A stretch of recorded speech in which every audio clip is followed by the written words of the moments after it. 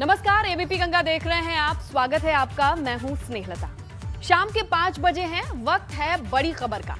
5 बजे की 5 बड़ी खबरों के साथ बुलेटिन की शुरुआत करते हैं। पहली बड़ी खबर है राष्ट्रपति रामनाथ कोविंद की पैतृक गांव के दौरे से जुड़ी। राष्ट्रपति ने आज गांव पुखरैया का दौरा किया। उनके साथ सीएम योगी आदित्यनाथ, राज्यपाल आनंदीबेन पटेल भी मौजूद रहीं। दूसरी बड़ी खबर, जिला पंचायत अध्यक्ष पद के नामांकन के बाद 18 जिलों में उम्मीदवारों का निर्विरोध चुना जाना तय माना जा रहा है। अब यानी 57 जिलों में वोटिंग होनी है। तीसरी बड़ी खबर, प्रगतिशील समाजवादी पार्टी के अध्यक्ष शिवपाल यादव का अयोध्या दौरा, जहां उन्होंने संतों से मुलाकात करके उनका आशीर्वाद लिया। चौथी बड़ी खबर, धर्मांतरण मामले में नोएडा के डेफ सोसाइटी की। बताया जा रहा है कि यूपी एटीएस ने यहां शिक्षकों और कर्मचारियों के बारे में जानकारी जुटानी शुरू कर दी है, तो सभी का मोबाइल बंद मिला। पांचवी बड़ी खबर है पीएम मोदी के मन की बात की, जिनमें टोक्यो ओलंपिक को लेकर यूपी के खिलाड़ियों, एथलीट प्रियंका गोस्वामी और भाला फेंक खिलाड़ी शिवपाल सिंह का उन्होंने जिक्र किया है। तो इन सभी खबरों पर बात करेंगे, लेकिन उससे पहले बड़ी खबर की ओर आपको लिए चलते हैं, जो है कानपुर से। गैस सिलेंडर चोरी करते रंगे हाथों चोर पकड़े गए हैं। बताया जा रहा है कि चोरी करने वाले ये लोग पकड़े गए तो इन्हें पेड़ से बांधकर सजा दी गई। पब्लिक ने चोर को पीटने के बाद पेड़ से बांधा। सूचना पर पहुंची पुलिस ने चोर को अब हिरासत में लिया है। पूरा मामला बर्रा थाना क्षेत्र के ई ब्लॉक इलाके का है। ये शख्स सिलेंडर की चोरी कर रहा था, लेकिन यहां भीड़ ने कानून को हाथ में लेते हुए शख्स को पेड़ से बांधकर पिटाई की। इसका वीडियो बनाया। ये अच्छी तस्वीरें नहीं है, जहां सजा देने का अधिकार सिर्फ कानून का है। ऐसे में अगर ये शख्स चोरी करते हुए मिलता है, पुलिस के हवाले किया जाना था। लेकिन इस दरमियान ये तस्वीरें आई हैं जहां इसे पेड़ से बांधकर इसकी वीडियो बनाई जा रही है, इसे पीटा जा रहा है, मनोरंजन का विषय बनाया गया है।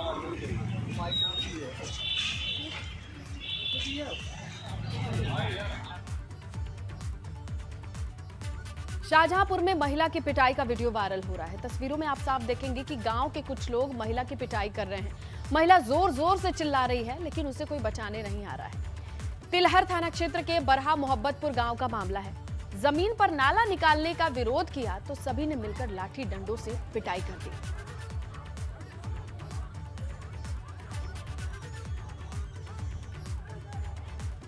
अगली खबर बागपत से है। यहां पठानकोट मोहल्ले में दो पक्षों के बीच जमकर पथराव हुआ। कई लोग घायल हुए हैं। घायलों को अब पुलिस ने अस्पताल में भर्ती कराया है और अब मामले की जांच की जा रही है।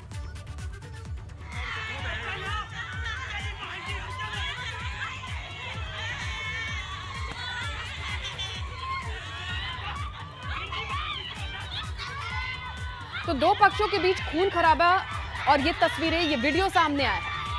चीख पुकार आप सुन सकते हैं। घर बनवाने के मामले में ये मामला तनातनी के बाद बढ़ता चला गया। दोनों पक्षों में खूब पत्थरबाजी हुई, तमंचे भी चले।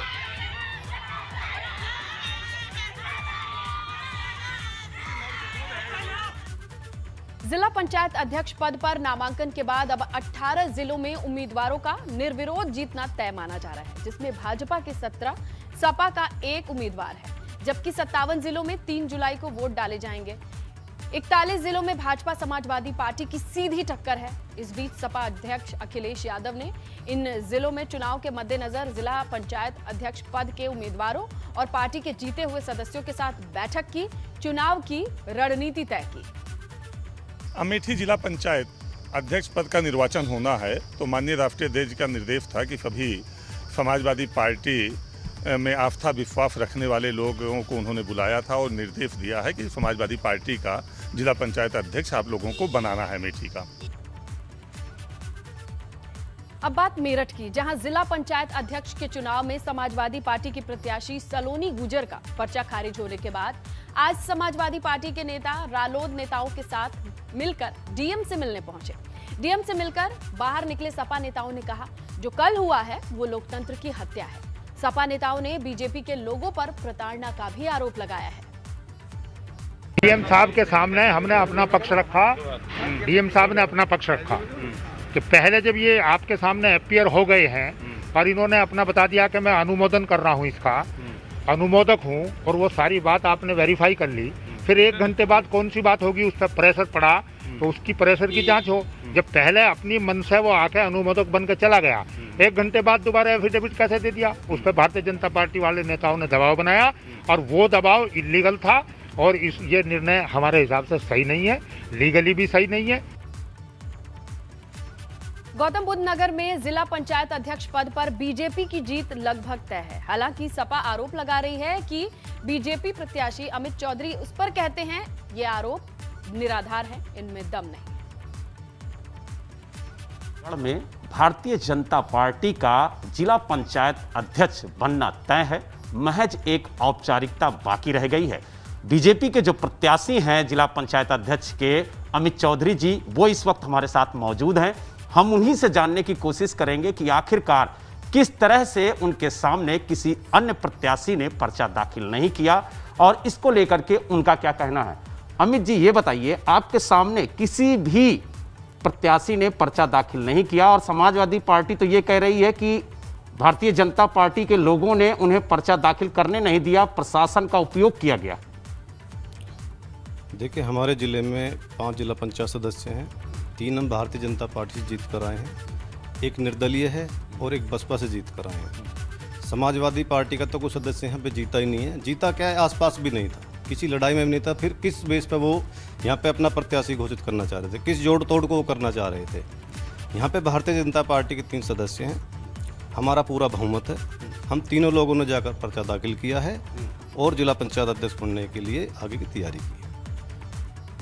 लखनऊ से इस वक्त की बड़ी खबर मिल रही है। जम्मू एयरपोर्ट के टेक्निकल एरिया में ब्लास्ट के बाद लखनऊ के चौधरी चरण सिंह एयरपोर्ट पर भी सुरक्षा बढ़ा दी गई है। एयरपोर्ट पर सुरक्षा के कड़े इंतजाम किए गए हैं। एयरपोर्ट परिसर में आने वाले हर वाहन की अब चेकिंग की जा रही है। एयरपोर्ट परिसर के चारों तरफ सीआईएसएफ के जवानों को तैनात किया गया है। इसके अलावा आपको बताएं, एयरपोर्ट पर कई तरह की एजेंसियां भी मुस्तैद हैं सुरक्षा से जुड़ी हुई। सीआईएसएफ के जवान हर संदिग्धों से पूछताछ कर रहे हैं। तो चौधरी चरण सिंह एयरपोर्ट की सुरक्षा को लेकर गहमा गहमी देखी जा रही है, चहलकदमी देखी जा रही है। सुरक्षा एजेंसियां मुस्तैद हैं, तैनात हैं, हर संदिग्ध से पूछताछ की जा रही है। तो जम्मू में टेक्निकल एरिया में ब्लास्ट के बाद तमाम सुरक्षा एजेंसियां चौकन्ना हैं। आप लखनऊ के चौधरी चरण सिंह एयरपोर्ट की तस्वीरें देख रहे हैं आप, जहां पर सुरक्षा के मद्देनजर चप्पे चप्पे पर तैनाती की गई है। सीआईएसएफ के जवान चौकस हो गए हैं, सुरक्षा के कड़े इंतजाम हो गए हैं। कोई भी संदिग्ध नजर आ रहा है तो उसे रोका जा रहा है, पूछा जा रहा है, हर गाड़ी की जांच हो रही है। ज्यादा जानकारी के लिए फोन लाइन पर सहयोगी विवेक त्रिपाठी मौजूद हैं। जी विवेक, बताइए किस तरीके की चहलकदमी, क्या जानकारी? देखिए स्नेहलता, आज यहाँ पर एयरपोर्ट पर भारी सुरक्षा व्यवस्था है और इंतजाम परखे जा रहे हैं। क्योंकि जम्मू में ब्लास्ट हुआ है, उसके बाद यहाँ पर चौकसी बढ़ा दी गई है और सीआईएसएफ के जो सुरक्षा में रहता है पूरा एयरपोर्ट, इसके अलावा जो लोकल पुलिस है वहाँ के अधिकारी भी पहुंचे हैं, आला अधिकारी पहुंचे हैं। बम डिस्पोजल स्क्वाड है, डॉग स्क्वाड है, इसके अलावा जो तमाम इंतजाम है वो वहाँ पर किए जा रहे हैं। सारा जितने भी यात्री हैं जिनका आना जाना है सबकी चेकिंग की जा रही है। जो बाहर से अभी कुछ लोगों को अभी बाहर निकाल दिया गया है, जितना जो लाउंज एरिया था वहाँ से बाहर निकाल के पूरे एक एक चप्पे चप्पे की चेकिंग हो रही है कि कहीं कोई संदिग्ध वस्तु या विस्फोटक सामग्री तो नहीं है। डॉग स्क्वाड लगातार चप्पे चप्पे की छानबीन कर रहा है। तो ये सुरक्षा व्यवस्था, चूंकि एयरपोर्ट बहुत संवेदनशील जगह है और वहाँ पर भी विवेक, इतनी चहलकदमी देख के जो पैसेंजर होते हैं, जो एयरपोर्ट पे मौजूद लोग होते हैं, उनके अंदर भी एक डर होता है। क्या कोई खुफिया तंत्र से जानकारी ही है या फिर एक सारी रूटीन के तौर पर प्रिकॉशनरी वे में एहतियातन ये सारी चीजें चल रही हैं? देखिए स्नेहलता, ये एक रूटीन एक्सरसाइज होती रहती है, लेकिन जहां भी कहीं भी किसी भी एयरपोर्ट में अगर किसी भी तरह का हादसा होता है तो एहतियातन हर जगह पर छानबीन और चेकिंग और सुरक्षा इंतजाम मजबूत करने की कवायद शुरू हो जाती है। इसी सिलसिले में जैसा कि आपको पता है कि जम्मू में जो घटना हुई है उसके बाद देश भर के सभी एयरपोर्ट को हाई अलर्ट पे कर दिया गया है कि कहीं और भी कोई इस तरह की घटना ना हो जाए। कहीं ऐसा तो नहीं कि यह कोई सीरियस घटना करने का कोई साजिश हो। इसलिए सुरक्षा व्यवस्था को पूरी तरह से परखा जा रहा है, सभी लोगों की चेकिंग की जा रही है, जो आने जाने वाले हैं उनकी छानबीन की जा रही है। सभी यात्री और जितने उतरने वाले जो फ्लाइट से उतरने वाले यात्री हैं उनको भी रोक कर पूरा सामान चेक करके फिर एंट्री दी जा रही है और बाहर निकाला जा रहा है। ये व्यवस्था इस तरह की होती है जब भी कोई बड़ा हादसा होता है किसी भी जगह पर, किसी भी एयरपोर्ट पे। एयरपोर्ट एक बहुत संवेदनशील जगह है जहाँ पर रोड हो, ट्रेन हो, तो एक बार ये होता है कि कोई भी हादसा होगा तो तुरंत मदद पहुंचाएगी, लेकिन जब फ्लाइट में ऑन एयर होते हैं आप तो कोई भी मदद उस समय किसी भी तरह की मदद। बिल्कुल विवेक, यहाँ पर एहतियात और चौकन्ना होना बेहद जरूरी हो जाता है और इसी नक्शे कदम पर ये तमाम हलचल भी हमें लखनऊ एयरपोर्ट पर दिखाई दे रही है। आपका शुक्रिया विवेक तमाम जानकारी के लिए।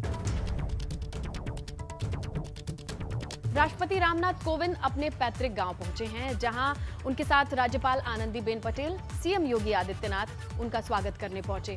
मंच से लोगों को संबोधित करते हुए राष्ट्रपति ने कहा उन्होंने अपने जीवन के 15 साल गांव में ही बिताए हैं। अपने गांव से उनका लगाव कभी कम नहीं हुआ। यहां आने जाने का सिलसिला भी बना रहा। लोगों को संबोधित करने के दौरान राष्ट्रपति ने प्राइमरी विद्यालय के तत्काल प्रिंसिपल शंभू दयाल त्रिपाठी को भी याद किया। बताया कि उनसे ही बड़ों का सम्मान करने की सीख मिली। इस दौरान राष्ट्रपति को सुनने के लिए काफी तादाद में लोग भी मौजूद रहे।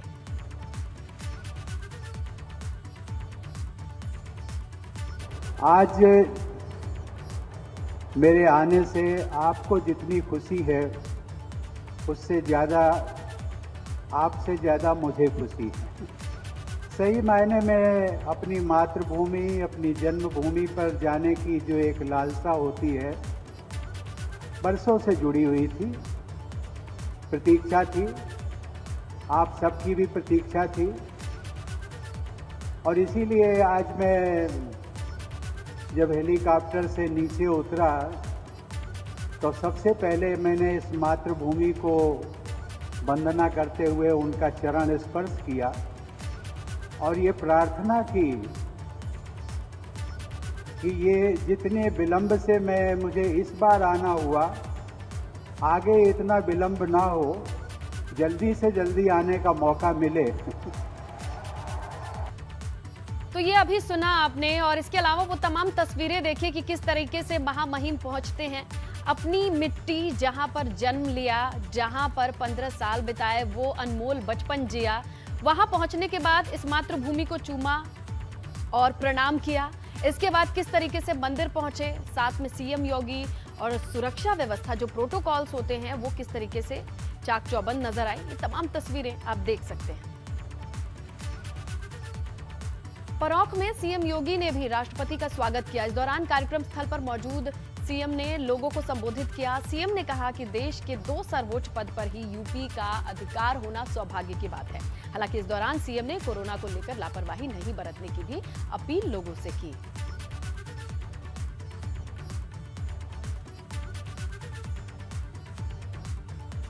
जो मंत्र दिए हैं प्रधानमंत्री जी ने, 2 गज की दूरी और मास्क है जरूरी। मास्क अनिवार्य रूप से आप घर में हो, गांव में हो, कहीं बाहर जा रहे हो, ये मास्क किसी भी प्रकार के इन्फेक्शन से बचाने में सहायक हो सकता है। दूसरा, कोरोना की जांच, टेस्ट करने के लिए टीमें गांव-गांव जा रही हैं। टेस्ट कराने से कोई भागे ना। गांव-गांव में दवा वितरण का कार्य हो रहा है। किसी को भी कोई लक्षण है वह जरूर उसकी जांच जरूर करवा लें, दवा ले लें। जो डॉक्टर या निगरानी समिति के लोग कहें उसके अनुरूप दवा जरूर लें। आज से हम लोग पूरे प्रदेश के अंदर बच्चों की भी मेडिसिन किट बांट रहे हैं। मेडिसिन किट को भी हम लोग, किसी बच्चे को बुखार हो, सर्दी जुकाम हो, खांसी हो, उन सब के लिए दवा गांव-गांव में वितरण की व्यवस्था हो रही है। उसको जरूर लें और निकट के स्वास्थ्य केंद्र में जरूर दिखवा लें। वैक्सीनेशन का कार्यक्रम पूरे देश के अंदर चल रहा है। हम आभारी हैं प्रधानमंत्री जी के। ये वैक्सीन पूरी तरह मुफ्त में है। वैक्सीन हमें कोरोना महामारी से बचाएगा। हम वैक्सीन लेने से भागे ना, हमारी बारी आएगी, हम वैक्सीन जरूर लें। अपने जीवन भर की कमाई से वीरांगना झलकारी बाई कॉलेज को बनवाने के उपरांत उसे राज्य सरकार को दान स्वरूप समर्पित करने का रहा हो। मैं इसके लिए महामहिम राष्ट्रपति जी का हृदय से आभार व्यक्त करता हूं कि आपकी कृति का परिणाम है कि आज राज्य सरकार से तो लोग लेते थे, लेकिन राज्य को दान देने के बहुत कम उदाहरण देखने को मिलते हैं। और आपने यहां पर वीरांगना झलकारी बाई कॉलेज को राज्य सरकार को दान देकर के यहां पर शिक्षा के एक अनुपम केंद्र के रूप में उसे विकसित करने का जो बीड़ा उठाया था, राज्य सरकार उस दायित्व का पूरी मजबूती के साथ निर्वहन करेगी। बसपा अध्यक्ष मायावती ने यूपी में 2022 विधानसभा आम चुनाव को लेकर असदुद्दीन ओवैसी की पार्टी AIMIM के साथ मिलकर चुनाव की खबरों को सिरे से खारिज किया है। मायावती ने ट्वीट करके कहा, मीडिया में कल से ही ये खबर प्रसारित की जा रही है कि यूपी में आगामी विधानसभा चुनाव ओवैसी की पार्टी AIMIM और बसपा मिलकर लड़ेगी। ये खबर पूरी तरीके से गलत है, भ्रामक है, आधारहीन है। इसमें रत्ती भर भी सच्चाई नहीं है। बीएसपी इसका जोरदार खंडन करती है। वैसे इस संबंध में पार्टी की ओर से फिर से ये साफ किया जाता है कि पंजाब को छोड़कर यूपी और उत्तराखंड में अगले साल के होने वाले विधानसभा चुनाव का बीएसपी किसी पार्टी के साथ कोई भी गठबंधन करके ये चुनाव नहीं लड़ेगी, यानी अकेले ही लड़ेगी। हम आपको बता दें कि पंजाब में बसपा ने अकाली दल के साथ गठबंधन किया है, लेकिन AIMIM के साथ गठबंधन की सारी खबरों को सिरे से खारिज करता ये ट्वीट आया है।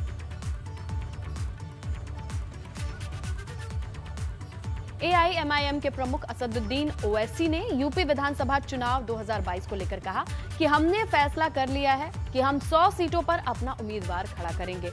पार्टी ने उम्मीदवारों को चुनने की प्रक्रिया शुरू कर दी है। हमने उम्मीदवार आवेदन पत्र भी जारी कर दिया है। हम और ओपी राजभर भागीदारी संकल्प मोर्चा के साथ हैं। हमारी और किसी पार्टी के साथ चुनाव या गठबंधन के सिलसिले में कोई बातचीत नहीं हुई है।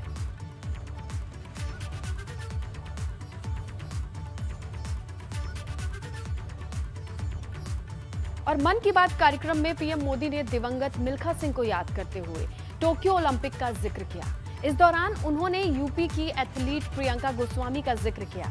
कहा कि प्रियंका ने विपरीत परिस्थितियों में भी अच्छा खेला है। तो मन की बात कार्यक्रम में पीएम मोदी ने इस बात का जिक्र किया, मिल्खा सिंह को श्रद्धांजलि देते हुए, उन्हें याद करते हुए कि यूपी में जितनी प्रतिभाएं हैं गांव-गांव में छुपी हैं, उन्हें तराशने की जरूरत है। और इसी का उदाहरण उन्होंने प्रियंका की खिलाड़ी प्रियंका के खेल को लेकर भी दिया और कहते हैं कि हर गांव से खिलाड़ी निकल सकते हैं, निकलते हैं, ये मानना है।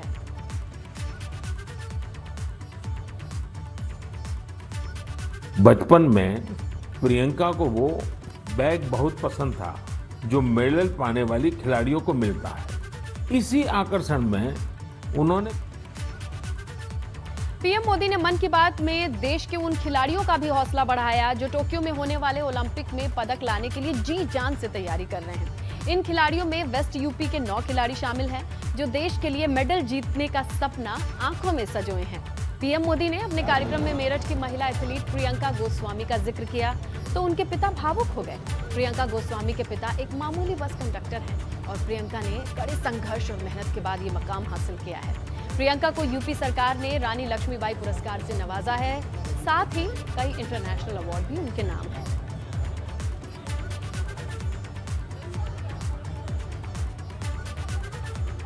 हम देहात में रहते थे, हमारा गांव बुढ़ाना के पास में सागडी गांव है। उसके बाद में हमने एडमिशन खेल में कराया। वहाँ की कोच जो पीटीआई रहते थे, मैं कहते कोई बच्चा खेल में जाता है, तुम्हारी बेटी ने चॉइस करी खेल। फिर यहाँ से गौरव त्यागी जी थे, सर थे उन्होंने उनके ट्रायल लिया। वे कहने लगे कि तुम्हारी लड़की कभी को बहुत नाम रोशन करेगी। आगे बढ़ते हैं, बात करते हैं सिद्धार्थनगर की, जहां जिला मुख्यालय पर आयोजित स्वास्थ्य विभाग के कार्यक्रम में उस वक्त स्थिति असहज हो गई जब स्थानीय सांसद जगदंबिका पाल ने कार्यक्रम में शामिल होने से मना कर दिया। वापस जाकर अपनी गाड़ी में बैठ गए। सांसद डीएम और एसपी से अपनी उपेक्षा को लेकर वो खासे नाराज थे। बाद में भाजपा जिला अध्यक्ष गोविंद माधव ने काफी मान मनौवल की, जिसके बाद सांसद पाल अपनी गाड़ी से उतरे और कार्यक्रम में शामिल हुए।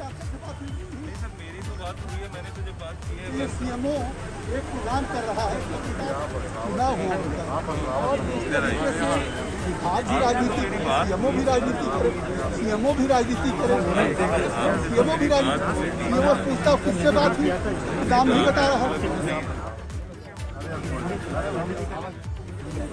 एक प्रोग्राम कर रहा है जब किताब को बुला रहा है तो किताब जी को आप उनको कह रहे हैं कि ये सीएमओ हमसे बात नहीं करते इससे एक बार हो गया 2 बार हो गया 3 बार हो गया सांसद चुनाव हुआ सीएमओ भी राजनीति करे सीएमओ भी राजनीति करे सीएमओ भी राजनीति सीएमओ पूछता किससे बात कर लेते हैं। प्रगतिशील समाजवादी पार्टी के अध्यक्ष शिवपाल सिंह यादव आज अयोध्या पहुंचे।